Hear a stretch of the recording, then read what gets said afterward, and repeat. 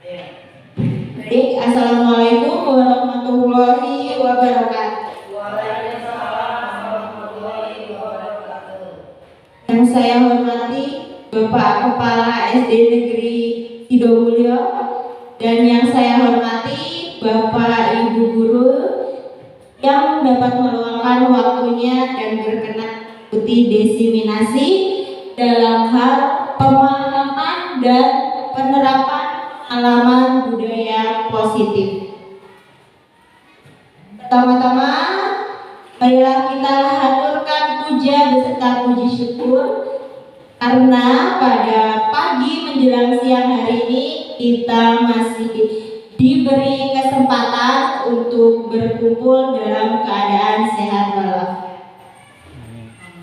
Kedua kalinya, salawat beriringkan salam semoga tetap tercurah limpahkan kepada junjungan kita Nabi besar Muhammad Sallallahu.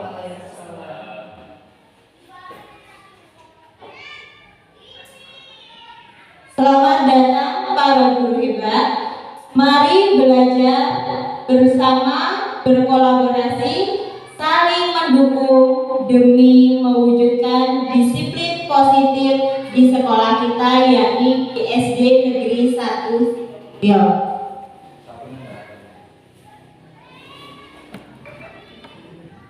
Di sini saya tidak ingin menggurui ya Bapak Ibu. Di sini kita sama-sama belajar tentang apa itu budaya positif, sekaligus saya memberikan materi dari pendidikan guru penggerak dan insya Allah kita nanti akan mencoba menerapkannya di sekolah.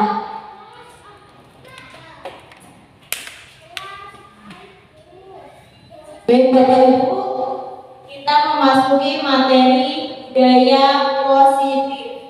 Nah, budaya positif ini adalah perwujudan dari nilai-nilai atau keyakinan universal yang diterapkan di sekolah. Budaya positif ini dapat mendorong murid untuk mampu berpikir, bertindak, dan mencipta sebagai proses memerdekakan dirinya sehingga murid menjadi mandiri dan bertanggung jawab. Baik, di sini ada 7 dari konsep budaya positif yang akan kita pelajari bersama-sama.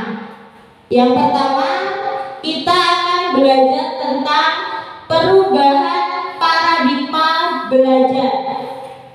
Yang kedua, disiplin positif, motivasi perilaku manusia, kebutuhan dasar manusia, posisi kontrol restitusi, keyakinan kelas, dan yang terakhir segitiga restitusi. Bapak Ibu sudah tahu dengan paradigma baru saat ini? Belum ya? Sama-sama belajar ya. Paradigma di sini adalah paradigma baru yang merupakan pembelajaran yang dirancang berdasarkan prinsip pembelajaran berdiferensiasi. Maksudnya, pembelajaran berdiferensiasi ini menyesuaikan dengan karakteristik siswa, gaya belajar, dan kebutuhan belajarnya. Tujuannya, setiap siswa memiliki karakteristik yang berbeda ya Bapak Ibu, dan gaya belajarnya pun berbeda supaya guru ini dapat mengajar walaupun belum maksimal, namun kita berusaha untuk memenuhinya dengan menerapkan pembelajaran berdiferensiasi. Nah, karena kita sudah masuk dalam kurikulum merdeka, jadi pembelajaran kita ini harus mampu mewujudkan profil pelajar Pancasila. Bapak Ibu sudah tahu apa itu dimensi profil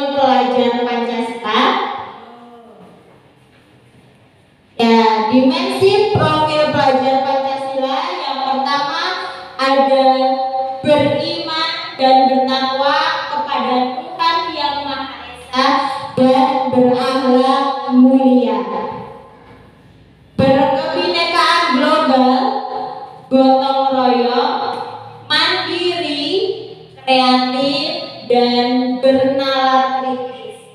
Nah, sebagai seorang guru, tujuan kita itu tugas kita menuntun atau mengarahkan peserta didik kita supaya mampu mewujudkan profil pelajar Pancasila dengan keenam dimensi ini.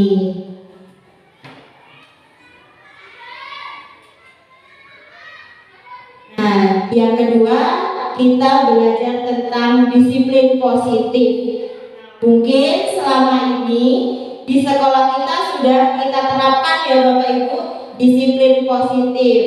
Salah satu contohnya mungkin dengan pembiasaan upacara bendera.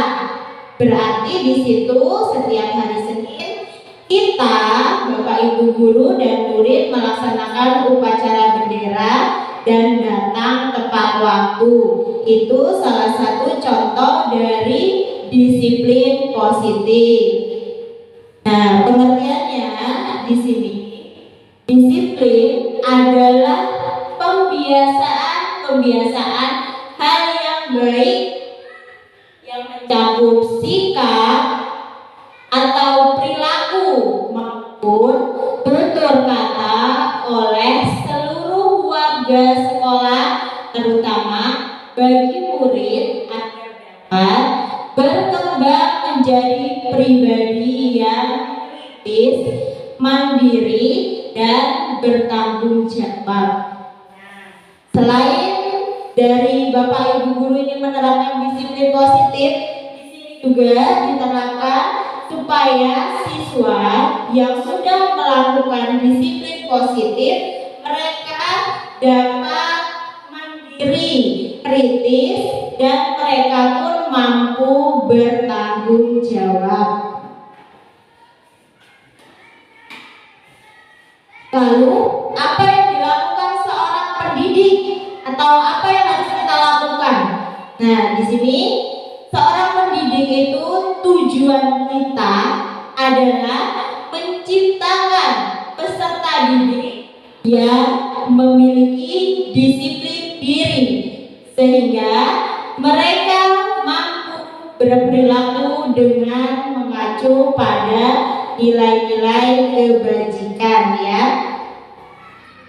Nah, nilai-nilai kebajikan ini harus berasal dari diri peserta didik itu sendiri, atau peserta didik ini harus memiliki motivasi intrinsik. Nah, berarti kita harus membangun motivasi itu supaya si anak atau murid kita mempunyai kesadaran diri untuk melakukan disiplin positif tanpa harus diminta oleh Bapak Ibu guru atau tanpa harus diberikan hukuman untuk melakukan disiplin positif, karena hukuman itu sejatinya tidak boleh dilakukan dalam hal disiplin positif ini.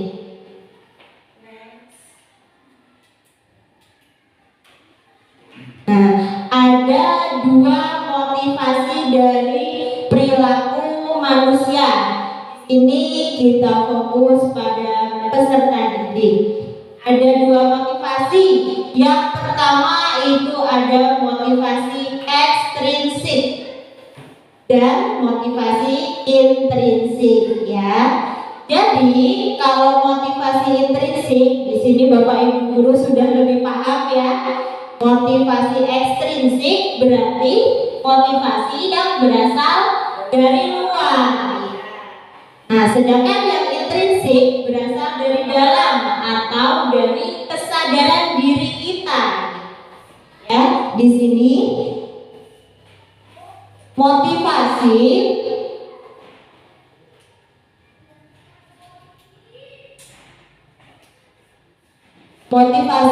merupakan dorongan yang timbul pada diri seseorang secara sadar atau tidak sadar untuk melakukan sesuatu sesuatu tindakan dengan tujuan tertentu. Nah, seperti di sini ya Bapak Ibu, ketika anak menghindari ketidaknyamanan karena jika melakukan kesalahan akan mendapat hukuman. Di sini termasuk motivasi intrinsik, di mana anak ini akan melakukan disiplin positif namun karena takut dihukum, bukan karena kesadaran diri dari anak. Nah, lanjut di sini ada si anak ini akan melakukan disiplin positif ataupun perilaku yang baik jika anak tersebut mendapatkan imbalan atau penghargaan dari sesuatu yang dia lakukan. Misalkan begini ya Bapak Ibu, ayo nak, siapa yang rajin datang pagi nanti ibu beri hadiah. Itu salah satu imbalan ataupun penghargaan. Namun imbalan atau penghargaan ini termasuk dalam motivasi ekstrinsik karena ini berasal dari guru atau dari luar, bukan dari kesadaran murid ya. Nah, ada lagi contoh di sini motivasi intrinsik. Bagaimana motivasi intrinsik itu dapat terbentuk? Nah, si anak ini mampu menghargai nilai-nilai kebajikan dari dalam dirinya sendiri, sehingga si murid akan melakukan disiplin karena sadar akan nilai kebajikan dirinya. Jadi maksudnya di sini anak atau siswa dia sudah sadar, oh jika saya melakukan sesuatu yang positif akan berdampak positif bagi diri saya. Jadi saya akan melakukannya tanpa harus diminta oleh Bapak Ibu guru, tanpa harus diberikan hukuman ataupun diberikan penghargaan.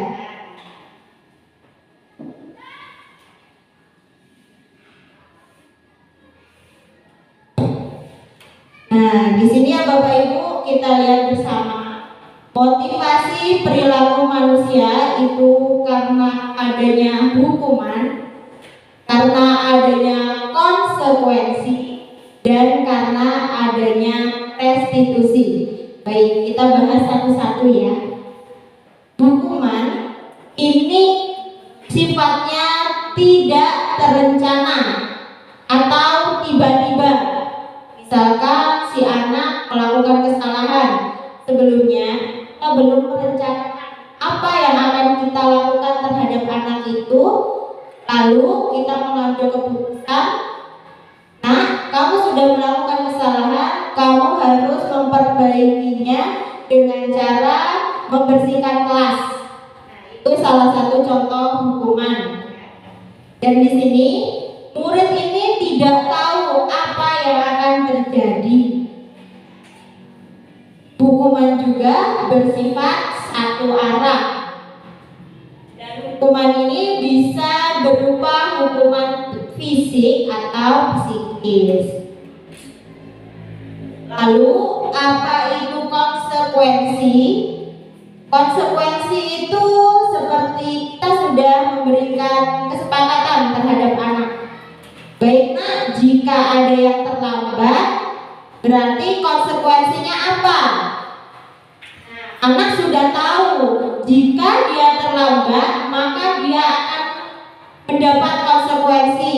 Misal dia terlambat dalam pelajaran bahasa Indonesia, gurunya memberikan konsekuensi untuk menyalin ulang tulisan dalam pelajaran tersebut sebanyak 3 rangkap atau 3 kali. Itu salah satu contoh dari konsekuensi. Nah, konsekuensi ini murid ini masih merasa tidak nyaman karena masih mendapatkan sebuah bukan hukumnya ya, sebuah apa namanya, harusnya satu rangkap kok 3 rangkap gitu. Jadi murid ini masih merasa tidak nyaman. Dan di sini kita sebagai guru, kita itu selalu memonitor atau kita selalu memantau murid kita dalam hal pemberian konsekuensi. Dan untuk restitusi ini sangat dianjurkan ya kepada Bapak Ibu guru. Kenapa? Karena restitusi ini dapat menciptakan kondisi baik bagi murid untuk memperbaiki kesalahan. Dan kita melakukan kolaborasi atau kita bekerja sama dengan murid. Misalkan kemarin ada kejadian si Nadira marah-marah pada temannya, karena temannya ini suka mencontek. Nah, kita tidak langsung, Nadira kenapa kamu marah-marah? Dan si yang mencontek ini kita langsung, kamu salah nak, kamu harus memperbaiki kesalahanmu. Tidak. Pertama kita harus memanggil Nadira, kita tanyakan dulu apakah benar Nadira ini marah-marah, sebabnya apa, alasannya apa, dan bagaimana proses itu bisa terjadi. Si anak ini akan menjelaskan ya, akan bercerita, sehingga jika anak sudah bercerita kita tahu kenapa sebabnya. Nah, dan di situ kita memberikan penawaran. Penawarannya, nah, apa yang bisa kamu lakukan atau kamu perbaiki supaya masalah ini tidak terjadi. Nah, di situ anak itu bisa berpikir, apa ya solusi terbaik supaya saya tidak marah-marah walaupun pekerjaan saya dicontek oleh teman saya. Nah, di situ anak itu akan berpikir, oh iya Bu, saya akan lebih bersabar dan saya akan menyimpan buku saya sebaik mungkin supaya tidak diambil teman saya. Nah, di situ anak sadar, Bapak Ibu, dia tidak harus marah-marah untuk suatu permasalahan yang terjadi. Bisa jadi anak ini, saya harus lebih bersabar Bu, mungkin teman saya sedang belum mengerjakan PR, maka dia mengambil buku saya dan menyalin tugas saya.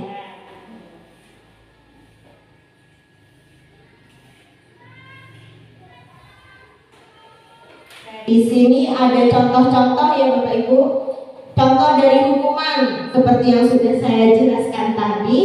Hukuman misalkan guru menghukum siswa tersebut hormat bendera selama 10 menit. Guru marah dan murid tadi akan merasa takut. Untuk konsekuensi contohnya, guru akan memberikan konsekuensi untuk siswa yang tidak mengerjakan PR saat istirahat atau dikerjakan sebanyak 3 kali lipat atau 3 kali. Dan guru di sini tegas agar siswa menghormati peraturan. Nah, sedangkan restitusi, kita sebagai guru kita menanyakan dulu keyakinan kelas apa yang sudah kita sepakati, lalu kenapa keyakinan itu dilanggar, dan kita tanya lagi bagaimana jika kita sudah melanggar keyakinan kelas kita supaya mendapatkan solusi gitu. Jadi ada proses kerjasama antara guru dengan siswa, sehingga siswa di sini tidak merasa takut dan dia merasa nyaman walaupun dia melakukan kesalahan, karena siswa akan memperbaiki kesalahan tersebut.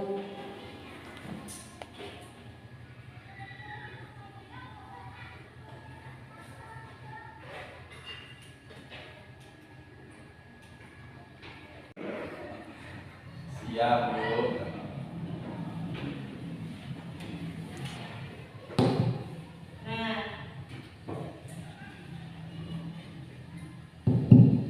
Dalam konsep disiplin ini, kita akan mendapatkan dua identitas Bapak Ibu. Ada identitas gagal, ada juga identitas sukses. Contoh identitas gagal itu karena hukuman tadi ya, siswa di sini tidak nyaman, siswa merasa takut dan hukuman itu sifatnya menyakitkan. Siswa di sini akan menyembunyikan jika dia memiliki kesalahan, dia melakukan kesalahan, siswa tersebut tidak akan jujur, tidak akan mau jujur kepada Bapak Ibu gurunya jika dia sudah melakukan kesalahan. Karena apa? Karena takut dihukum. Oke, untuk penghargaan atau imbalan. Nah, jika siswa diberikan imbalan, siswa ini akan merasa hubungan atau temannya ini akan merasa iri. Maksud merasa iri di sini, jika misalkan si Nadira ini karena melakukan disiplin positif, Nadira ini diberikan penghargaan berupa nanti ibu beri hadiah ya.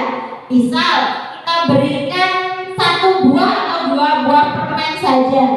Namun siswa yang lain ini kemungkinan yang melihat akan merasa iri atau menimbulkan kecemburuan sosial ya Bapak Ibu. Kenapa sih kok Nadira saja? Kenapa sih kok bukan saya? Walaupun di situ siswa tersebut tidak melakukan disiplin positif, namun si anak ini akan merasa iri dan akan mematikan kreativitas. Semisal begini ya Bapak Ibu, yang mendapat peringkat 1 terus-terusan si A. Temannya ini yang melihat mereka ini akan kreativitasnya akan mati. Dalam hal mati itu bagaimana? Mereka ini tidak mau lagi berusaha. Saya harus belajar, saya harus menggali potensi diri saya supaya bisa seperti teman saya. Namun karena dia sudah tahu, mungkin nanti yang dapat penghargaan, yang dapat imbalan cuma si A. Percuma saya mau melakukan yang terbaik, tetap si A. Gitu maksudnya ya Bapak Ibu. Jadi penghargaan di sini mematkan kreativitas siswa itu. Yang dimaksud kreativitas siswa itu, dia tidak mau lagi mengembangkan bakatnya karena sudah ada motivasi di diri dia itu bahwasanya pasti si A lagi begitu. Itu termasuk identitas gagal. Bagaimana yang identitas sukses? Nah, yang identitas sukses ini salah satunya konsekuensi. Konsekuensi di sini penguatan jangka pendek. Nah, yang dimaksud penguatan jangka pendek, jika si anak ini sudah mempunyai kesepakatan dengan misalnya Bu Fitria sudah memiliki kesepakatan dengan kelas 4. Kesepakatannya itu jika kalian mengerjakan tugas tepat waktu, maka kita akan istirahat lebih awal. Misal seperti itu ya. Namun jika Bu Fitria ini berhalangan untuk hadir, tidak bisa masuk kelas, ada guru lain yang menggantikan Bu Fitria, konsekuensi atau kesepakatan itu mungkin sedikit berubah. Ya, jadi di sini anak ini kesepakatan kita cuma sama Bu Fitria, bukan sama Bapak Ibu guru yang lain. Jadi di sini saya akan patuh sama Bu Fitria saja, bukan sama Bapak Ibu guru yang lain gitu. Makanya bersifat jangka pendek, bukan jangka panjang. Dalam hal konsekuensi ini, murid akan menghormati peraturan. Menghormati peraturan karena apa? Karena jika melanggar akan mendapat konsekuensi yang mungkin lebih berat. Dan lanjut ya Bapak Ibu, kita lanjut ke restitusi. Ini yang sangat dianjurkan. Kita ini harus menggunakan konsep disiplin positif dengan restitusi. di mana jika kita melakukan restitusi ini, murid akan bertanggung jawab untuk perilakunya. Misalkan, jika saya datang terlambat, berarti saya ketinggalan pelajaran dong. Bukan, jika saya datang terlambat, nanti saya akan dihukum. Bukan, tapi anak sadar, jika saya datang terlambat, saya ketinggalan pelajaran. Oleh karena itu, saya harus bangun lebih pagi. Itu termasuk kesadaran diri anak. Yang kedua, fokus pada pemecahan masalah jangka panjang. Nah, seperti yang sudah saya paparkan tadi, seperti Nadira tadi marah-marah, itu kan nanti jika si temannya ini mau mencontek lagi, Nadira sudah punya solusi. Oh, jika teman saya mau mencontek lagi, saya akan merapikan buku saya supaya tidak diambil dan saya tidak langsung marah-marah. Saya harus tahu dulu, saya akan lebih bersabar lagi menghadapi teman-teman saya. Di sini, murid akan menghormati dirinya dan orang lain. Dan murid juga ini memegang kontrol. Kontrol di sini adalah diri murid ini punya kontrol sendiri, tidak dari luar kontrolnya, atau kembali ke kesadaran dari murid masing-masing. Dan murid juga setelah mendapatkan solusi, dia akan merasa bersemangat lagi untuk memperbaiki suatu kesalahan. Jadi kesalahan itu kalau bisa jangan terulang kembali. Jadi kita menggunakan restitusi.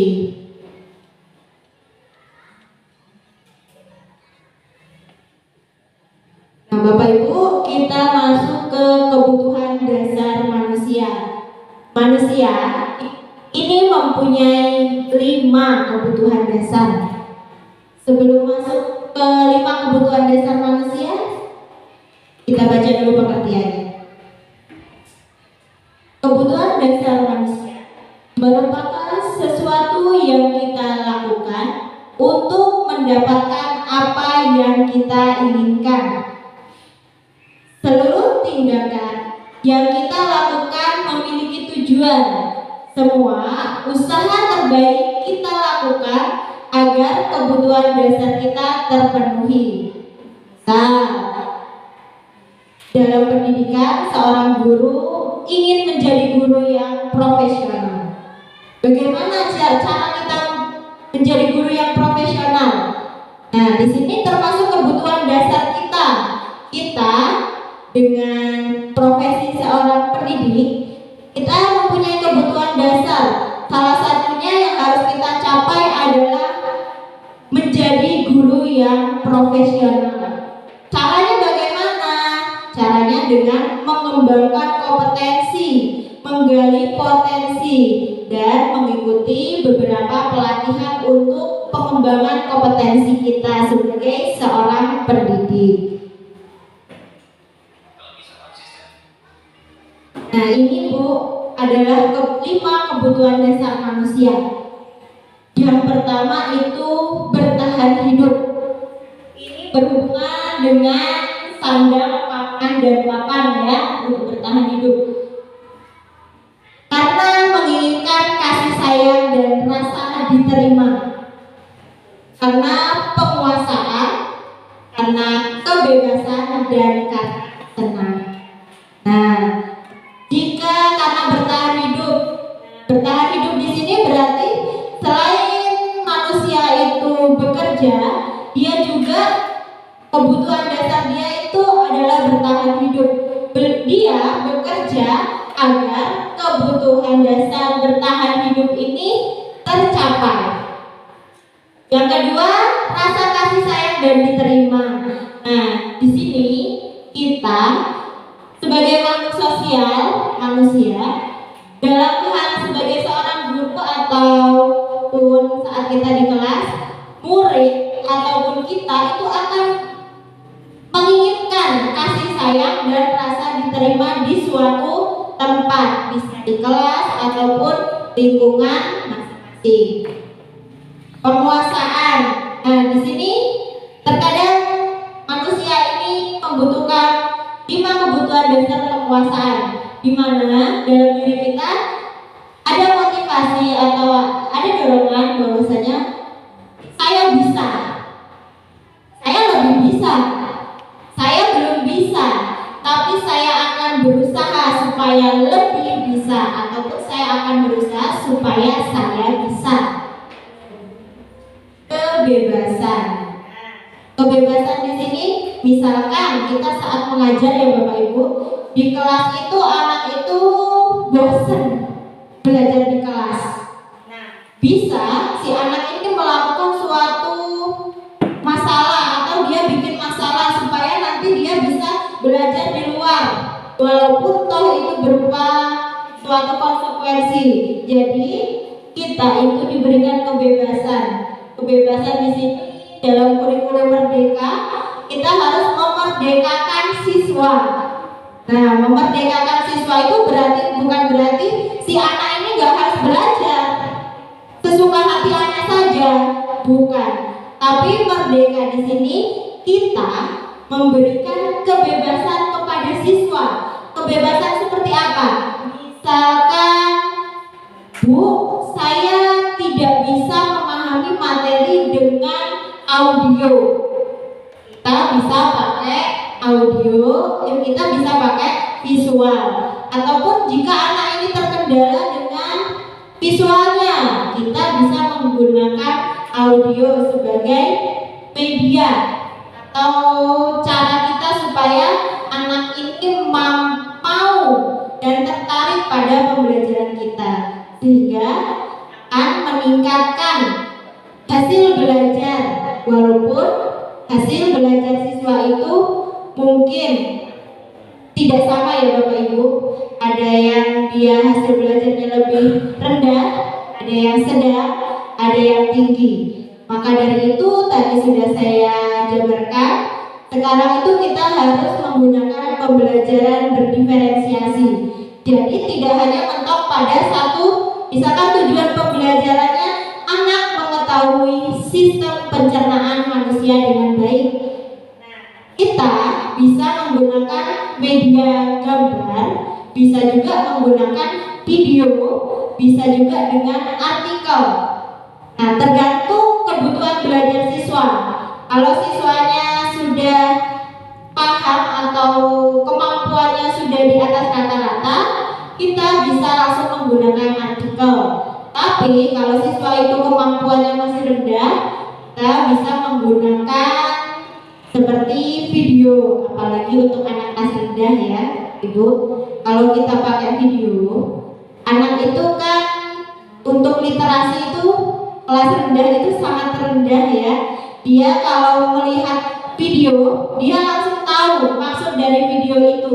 Tapi kalau dia diberikan teks bacaan, dia lihat teksnya aja belum sempat membaca sudah timbul rasa malas. Dan kebutuhan terakhir yaitu kesenangan. Nah, si anak ini atau kita sebagai manusia pasti kita butuh kesenangan ya Bapak Ibu. Di sela-sela kegiatan kita yang luar biasa sibuk, mungkin kita pengen refreshing atau healing. Sama saja, anak juga menginginkan kesenangan. Jadi tidak monoton belajarnya gitu-gitu aja, bosan.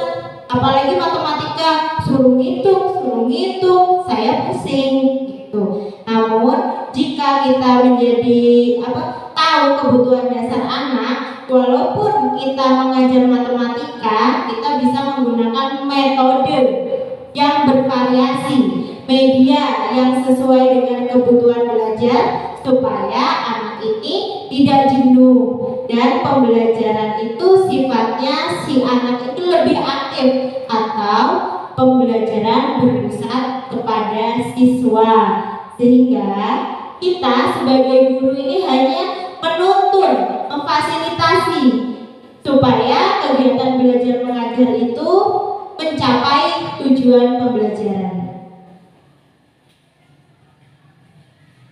Nah, setelah kita memahami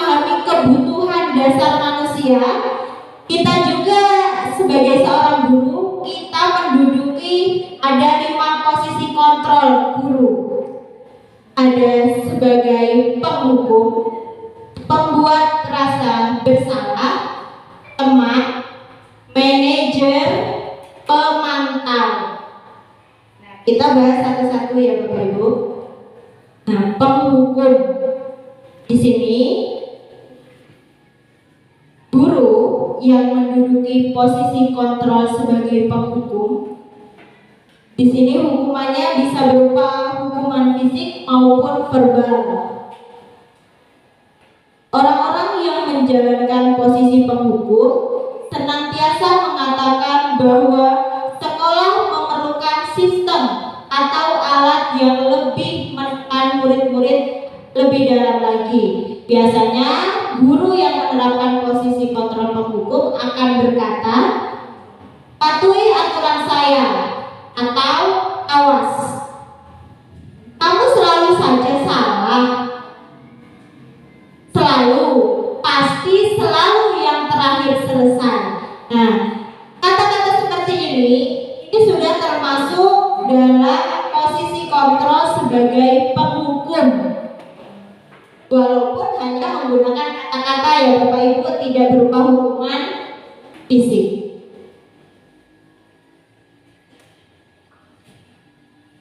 Nah, yang kedua, pembuat rasa bersalah. Dalam pembuat rasa bersalah di sini, guru itu akan berkata, ibu sangat kecewa sekali dengan kamu. Berapa kali Bapak harus memberitahu kamu ya? Gimana coba kalau orang tua kamu tahu kamu berbuat begini? Nah, walaupun bahasa atau kata-kata kita itu halus ya Bapak Ibu, namun di sini kita jika menggunakan kata-kata seperti ini salah satu posisi kontrol yang kita duduki adalah pembuat rasa bersalah. Di posisi ini, murid akan memiliki penilaian diri yang buruk tentang diri mereka. Murid juga akan merasa tidak berharga dan telah mengecewakan orang lain yang disayanginya. Jadi murid di sini sudah tidak percaya diri karena dia merasa saya yang paling salah atau saya telah melakukan kesalahan dan saya ini bersalah. Lanjut sebagai teman. Nah, kadang kita memberitahu anak didik kita menempatkan posisi diri kita sebagai teman supaya anak itu lebih dekat dengan kita. Salah satu kata-kata kita biasanya, ayo bantulah demi Bapak ya, atau ayo nak dikerjakan demi Bapak atau demi Ibu. Nah, di situ kan kita memposisikan diri kita sebagai teman. Ayolah bantu demi Bapak. Ada juga nih, ayo ingat tidak bantuan Bapak selama ini? Ya sudah, kali ini tidak apa-apa. Nanti Ibu bantu bereskan. Seperti ini, seperti yang sudah saya jelaskan tadi, ini anak akan berpaku pada salah satu guru. Jika guru itu tidak datang, dia merasa kecewa dan dia tidak akan melakukan disiplin positif ya. Kalau kita menduduki posisi kontrol sebagai teman. Nah, kalau kita menduduki posisi kontrol sebagai pemantau, kira-kira gimana ini Ibu Bapak? Kita memantau dulu si anak, kita memonitor si anak atau bagaimana? Ya, di sini kita akan mengawasi perilaku seseorang atau murid yang kita awasi. Posisi pemantau berdasarkan pada peraturan-peraturan dan konsekuensi. Pemantau di sini akan tetap memberikan konsekuensi. Salah satu contohnya ya Bapak Ibu, peraturannya apa? Apa yang telah kamu lakukan? Sanksi atau konsekuensinya apa jika kamu melakukan hal tersebut?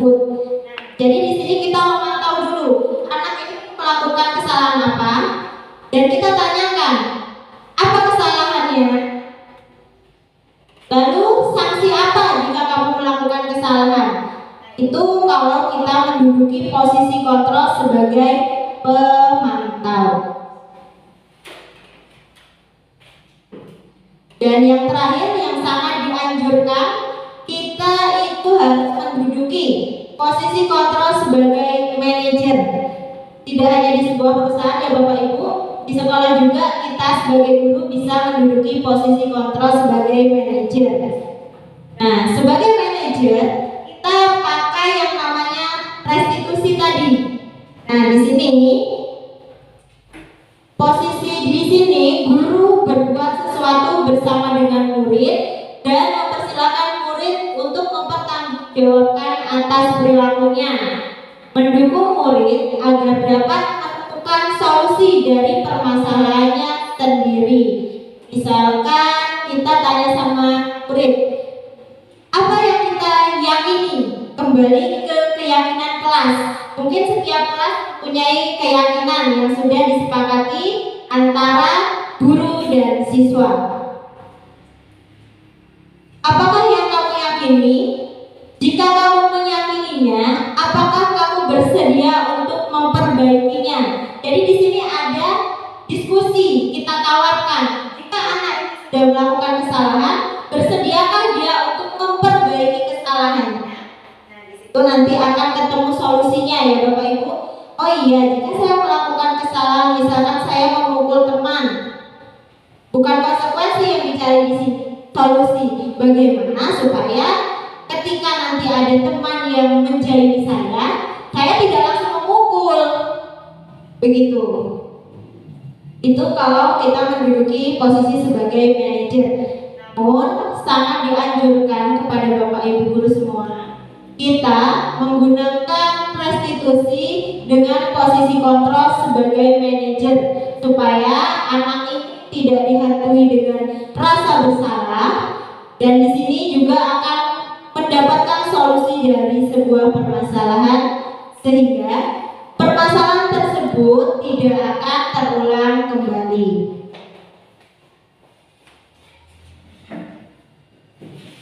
Ini ada contoh-contoh 5 posisi kontrol ya Bapak Ibu.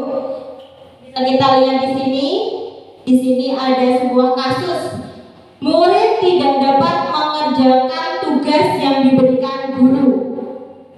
Nah, kalau sebagai penghukum, kita biasanya langsung bilang berdiri dengan sebelah kaki di depan kelas. Ya, kalau sebagai penghukum. Kalau sebagai pembuat rasa bersalah, dengan bahasa yang sedikit halus, kita akan mengatakan, kesekian kali sudah ibu ingatkan, kamu senang ya melihat ibu seperti ini. Posisi teman di sini kita mengajak, ayo dong dikerjakan tugasnya. Nanti kalau sudah selesai kita main games ya. Di situ kita sebagai teman ya Bapak Ibu. Kalau sebagai pemantau bagaimana?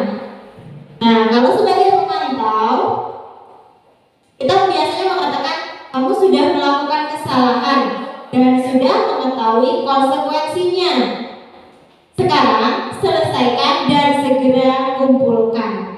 Di sini dia sudah tahu kalau kita dipantau. Namun di sini kita siswa ini tetap diberi konsekuensi. Jadi di sini akan membuat siswa itu kurang nyaman. Kalau manajer, bagaimana jika kita menduduki posisi sebagai manajer di suatu kelas, ya di lingkungan kelas ya Bapak Ibu, kita akan mengatakan, apakah kamu tahu kesalahanmu? Ditanya dulu muridnya, tidak langsung diberikan statement bahwasanya kamu salah.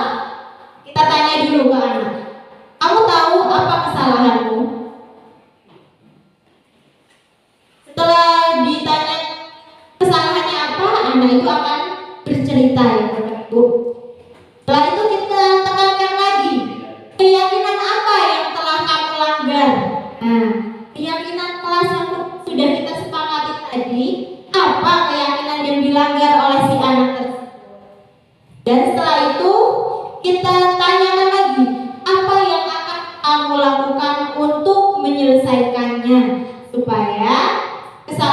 itu ataupun kejadian itu tidak terulang kembali. Jadi oleh karena itu kita sangat sarankan sebagai seorang pendidik kita harus menduduki posisi kontrol sebagai manajer, bukan sebagai penghukum, pembuat rasa bersalah, teman, pemantau. Kita dianjurkan untuk menjadi manajer ya Bapak Ibu, manajer di suatu kelas saat pembelajaran maupun di lingkungan sekolah saat terjadi kejadian misalkan ada anak yang berantem, kita bisa menduduki posisi kontrol sebagai seorang manajer, bukan langsung kamu ini nakal ya, kamu ya yang sudah nonjok teman kamu. Kita tanyakan dulu apa masalahnya dan bagaimana solusinya. Bapak Ibu, kita ice breaking dulu ya. Diminta untuk berdiri. Ketua kelas menjadi panggung ketua kelas.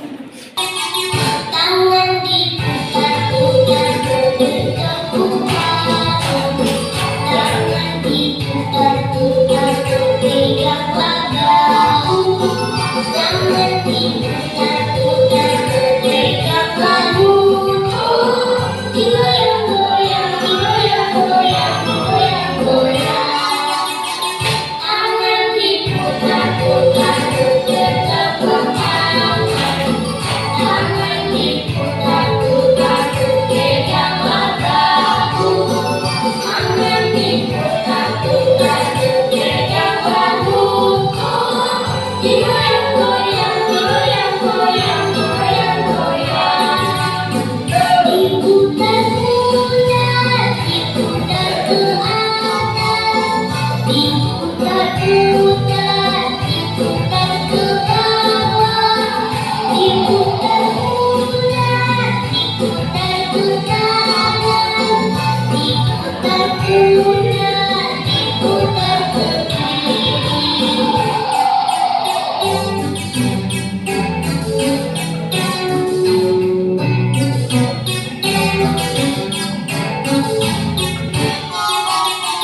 Tangan diputar-putar bergetar-getar, tangan diputar-putar berpegang lagu, tangan diputar-putar berpegang lagu, digoyang-goyang, digoyang-goyang, digoyang-goyang, tangan diputar-putar bergetar-getar, tangan diputar-putar berpegang lagu, tangan diputar-putar berpegang lagu, digoyang-goyang, digoyang-goyang, digoyang-goyang, diputar-putar, diputar ke atas, diputar-putar, diputar ke bawah, diputar-putar, diputar ke kanan, diputar-putar, diputar ke kiri.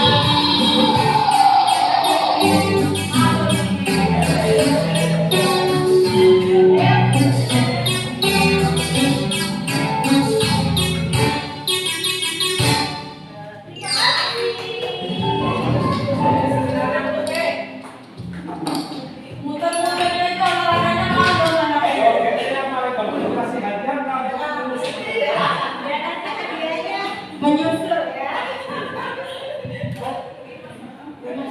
Dan biar kita tetap bisa berkonsentrasi, jika masih ada kue boleh sambil dimakan ya Bapak Ibu. Jangan terlalu tegang.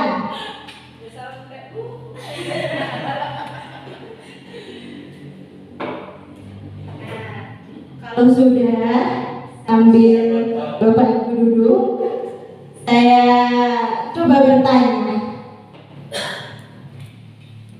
Kalau kita berkata, saya kecewa sekali denganmu, posisi kontrol apa yang kita duduki?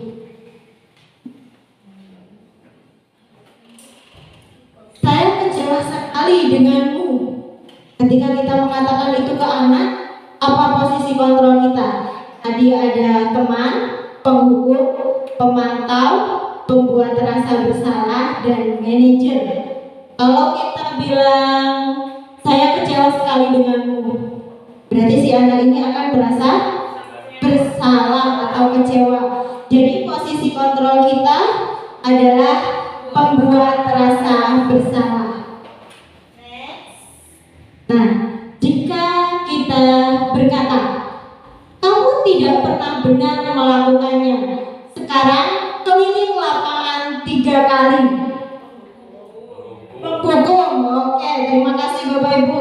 Penghukum, ya betul. Tangan buat kita semua. Masih ada Bu? Masih ada. Ayolah lakukan demi Bapak atau Ibu. Yo, ini sebagai apa kita? Sebagai teman, betul, sebagai teman. Coba kita berkata sebagai teman kan? Saya sebagai teman. Ada lagi. Kamu terlambat 15 menit. Apakah kamu tahu konsekuensi yang dilakukan jika terlambat? Manajer? Penghukum tidak dihukum di sini Bu. Konsekuensi. Apa tadi? Ada penghukum, ada teman, pembuat rasa bersalah, ada pemantau, ada manajer. Oh iya, betul, pemantau. Kenapa pemantau? Karena kita tahu si anak ini terlambat 15 menit. Berarti kita memantau dulu, kita memonitor dulu si anak ini. Jangan kita hanya tahu, nah kamu terlambat, tapi di sini kita tahu terlambatnya berapa menit gitu. Nah, yang terakhir, ini terakhir ya Bu. Pertanyaan terakhir nih. Kira-kira bagaimana kamu akan memperbaiki masalah ini? Sebagai apa ini kita Bu? Ya, manajer. 100.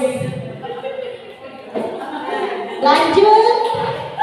Mungkin Bapak Ibu guru sudah membuat keyakinan kelas di kelas masing-masing ya. Nah, sekarang kita coba pahami lagi keyakinan kelas. Keyakinan kelas merupakan kesepakatan kelas yang diyakini bersama guru dan murid dengan harapan dapat meningkatkan kedisiplinan murid. Keyakinan kelas berupa pernyataan universal, dibuat dalam bentuk positif dan bersifat abstrak. Dalam membuat keyakinan kelas ya Bapak Ibu, kita tidak boleh menggunakan kata dilarang. Tidak boleh. Itu tidak boleh. Misalkan dilarang buang sampah sembarangan. Kita gunakan kalimat positif yang universal dengan jagalah kebersihan. Jangan menggunakan kata dilarang atau jangan. Tidak boleh. Lebih baik kita gunakan kata-kata yang maksudnya itu tetap sama Bapak Ibu. Namun di sini kata-katanya itu yang mengandung nilai kebajikan universal. Dan dalam membuat keyakinan kelas, kita biasanya membuat keyakinan ya sama anak-anak. Kita sepakati, kita minta pendapat sama anak-anak. Lalu dalam membuat keyakinan kelas itu jangan menggunakan kata-kata yang susah untuk dimengerti atau dipahami anak. Kalau anak saja tidak mengerti dengan keyakinannya, gimana dia bisa menerapkannya di kelas ataupun di lingkungan yang lain.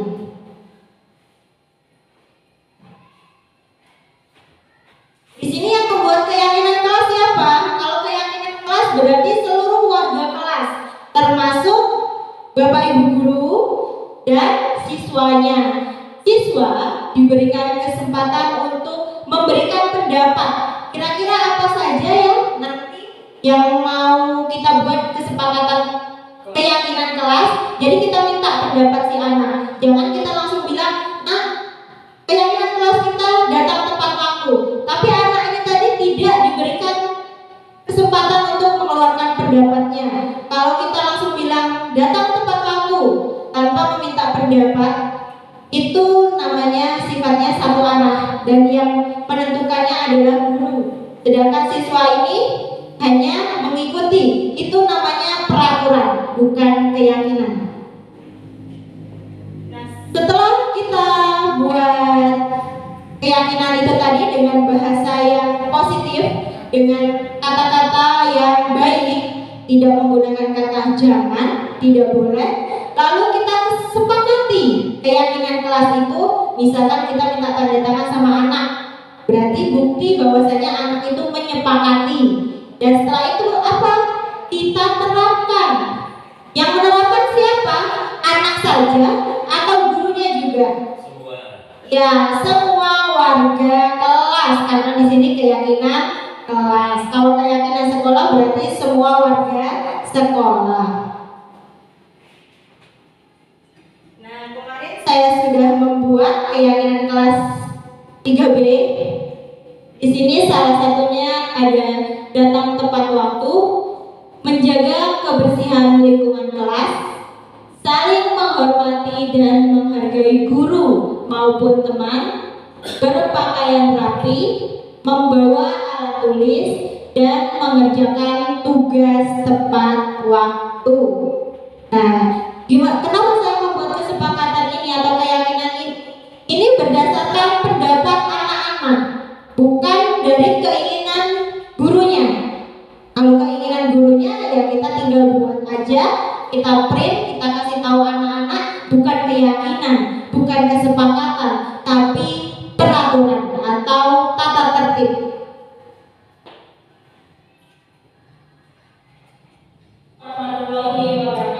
Ada contoh pembuatan keyakinan kelas, silakan di Loading.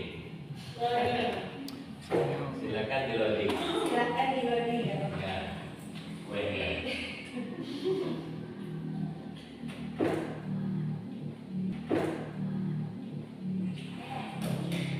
Bagaimana dengan parkir yang peraturan ini tadi? Untuk Fatih tadi Mengadakan tugas enggak dengan tepat waktu? belum, Pak. Karena dia nulis pun bisa, baca pun bisa. Nah, itu dibuat diferensiasi tadi, Pak. Kalau si anak itu misalkan temannya dikasih banyak dengan pertanyaan yang 5, si Pak ini nanti cuma 1. Menyesuaikan. Berarti dia tidak boleh diberi tugas 3 rangkap tadi, Bu. Tidak, Pak. Tidak boleh diberikan bahasa referensi. Nah,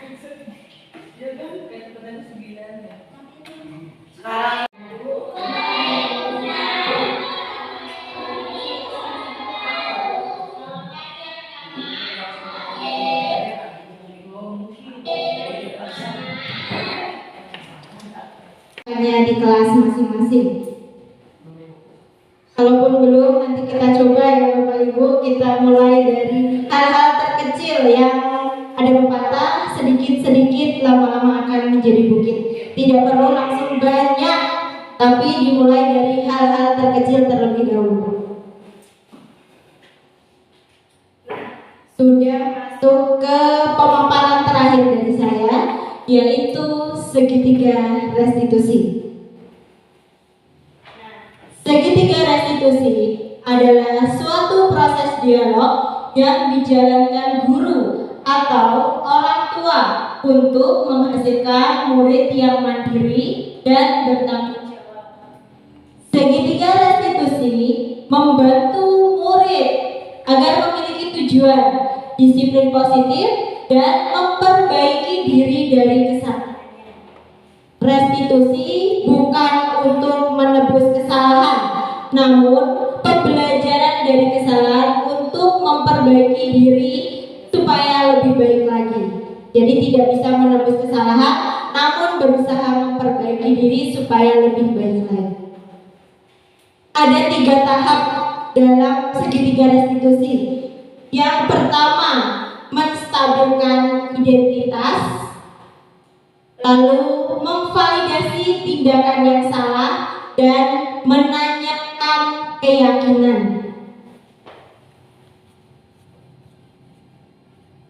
Salah satu kata-kata atau bahasa yang bisa kita lakukan untuk menstabilkan identitas bisa dengan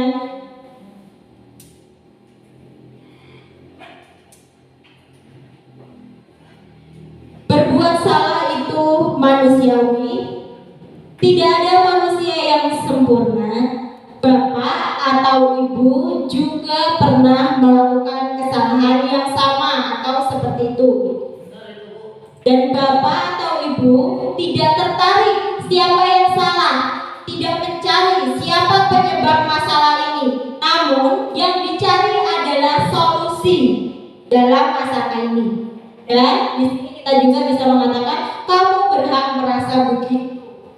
Jadi si anak ini tadi tidak langsung down mentalnya ya Bapak Ibu. Takutnya ketika kita barusan mau negur, si anak ini udah takut, pasti saya mau dimarah. Mental si anak ini sudah down dan itu tidak boleh ya Bapak Ibu. Ini cari-cari masalah ibu-ibu. Cari solusi. Setelah menstabilkan identitas, kita akan melakukan memvalidasi tindakan yang salah dengan cara kita tanya ataupun kita berikan statement.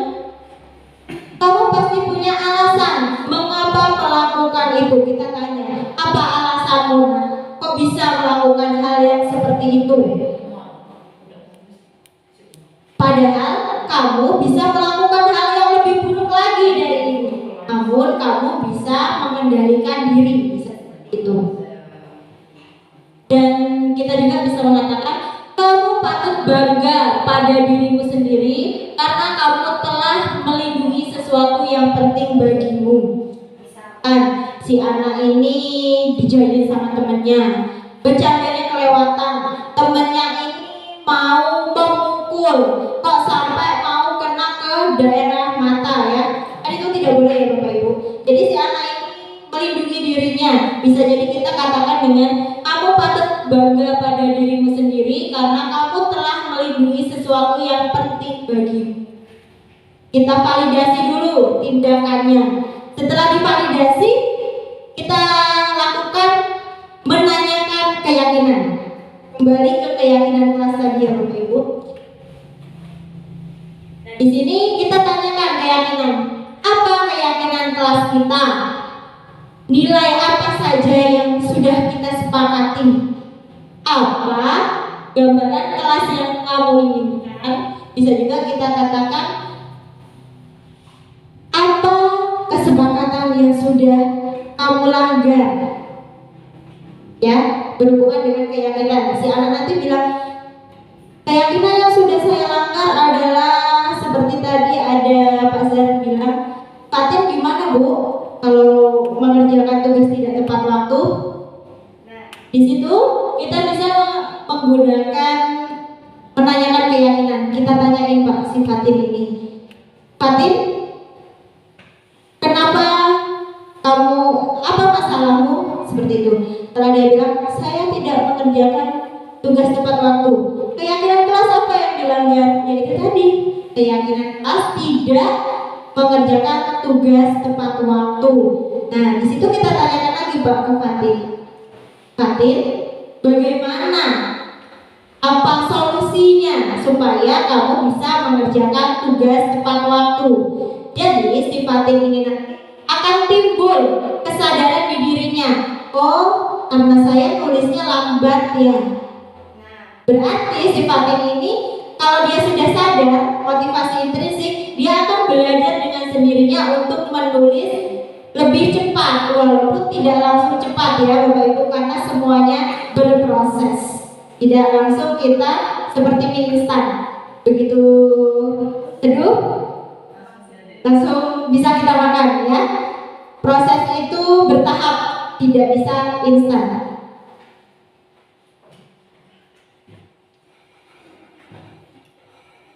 Ya, ini ada contoh segitiga restitusi pada kasus si Nadira.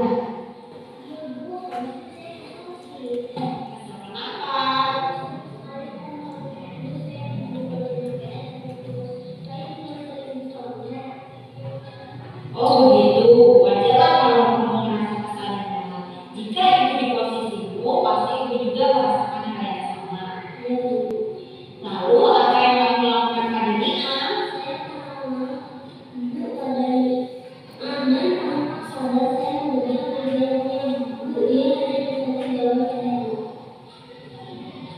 Oh, pasti kamu berbuat seperti itu ada alasan kan?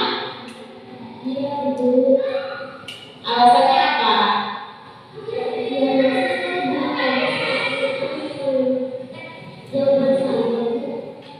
Ya, wajarlah jika kamu marah dan kamu tidak terima jika jawabanmu tercontek. Tapi itu sangat menghargai karena di sini Nadira tidak berbuat lebih jauh seperti kamu betul.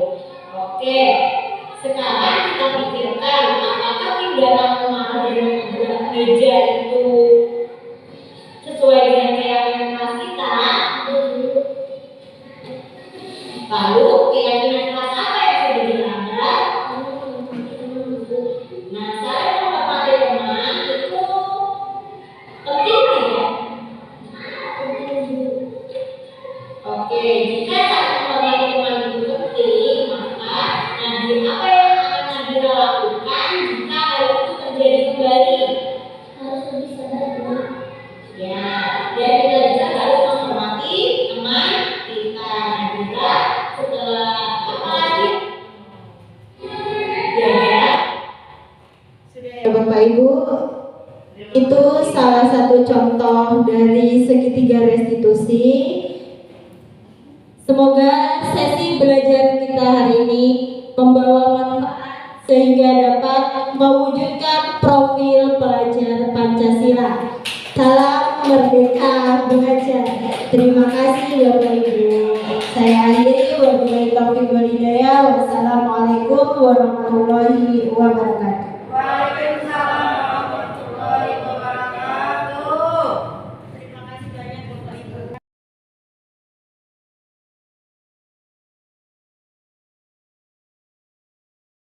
Warahmatullahi wabarakatuh.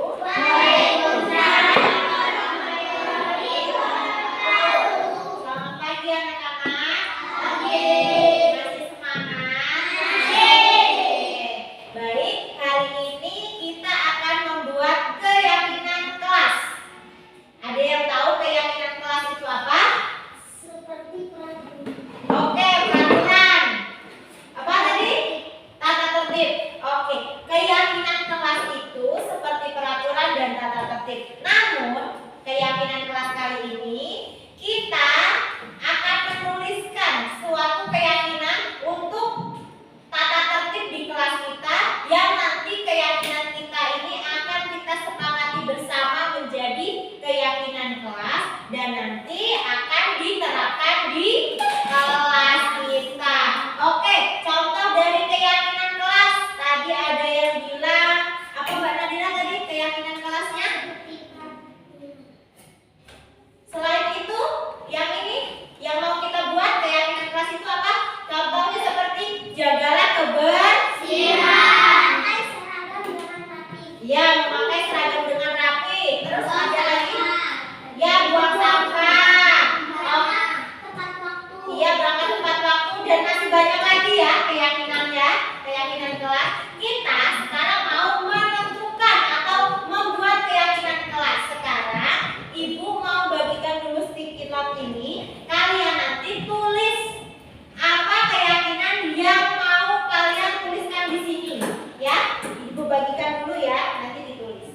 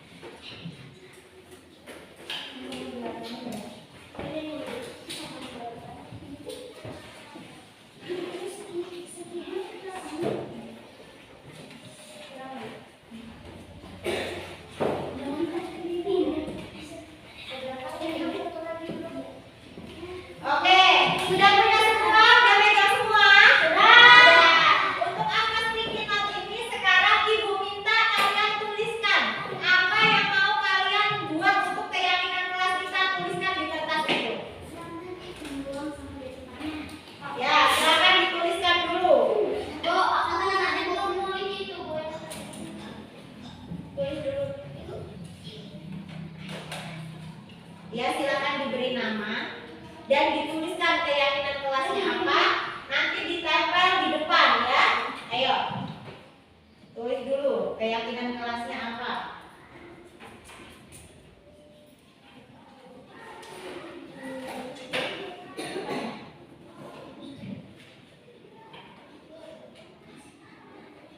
Baik, yang sudah langsung saja ditempel saja.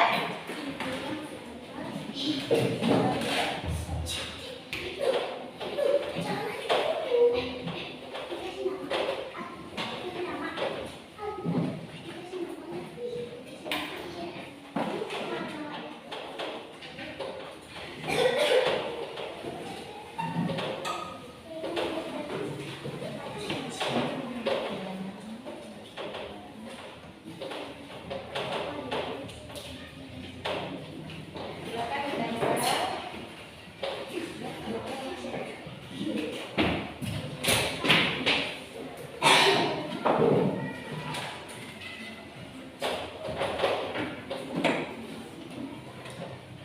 Sudah semua?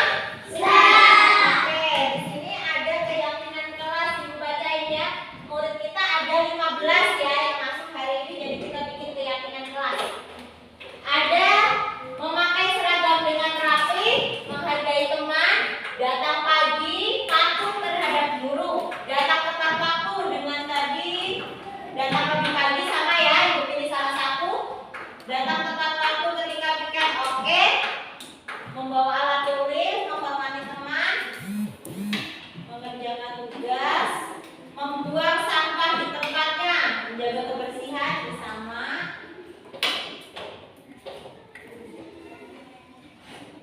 Oke, jadi kita pilih ini yang ini yang Ibu pegang ini ada beberapa yang sama, ya. Jadi sekarang kita buat keyakinan kelas kita. Berarti keyakinan kelas kita ada memakai seragam rapi.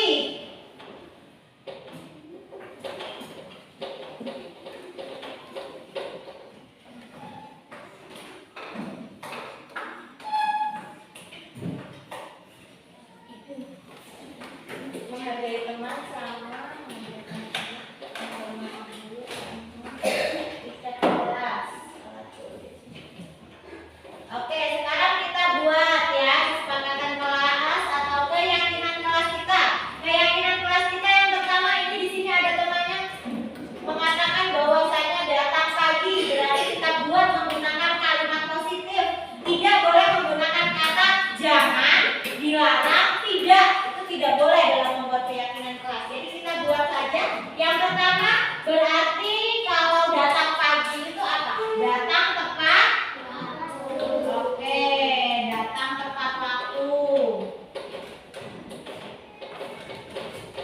Ada lagi piket kelas, menjaga kebersihan. Sama ya, berarti menjaga dengan membuang sampah pada tempatnya.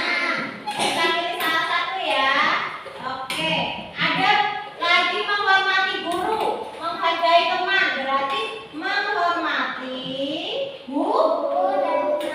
menghormati guru dan oke, kita satukan menghormati dan menghargai ya di sini ya. Selanjutnya apa lagi? Berpakaian rapi.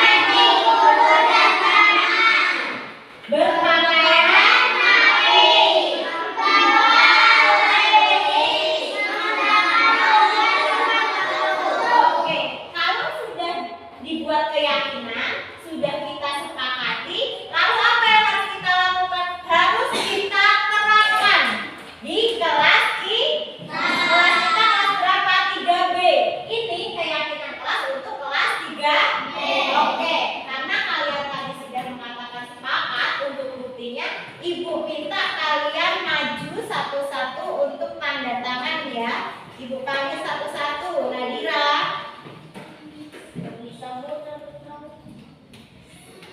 Yuk, tanda tangan dulu.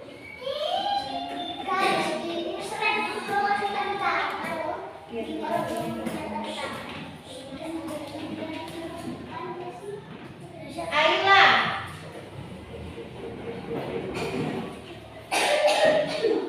Ayla Jajang.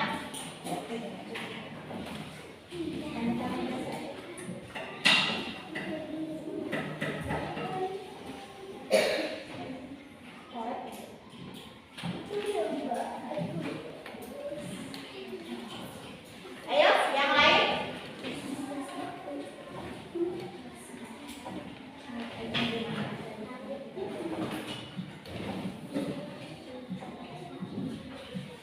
Niam.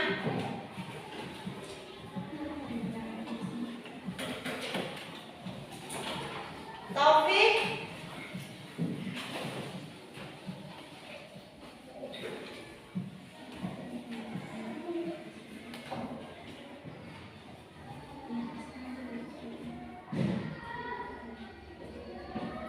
Amelia.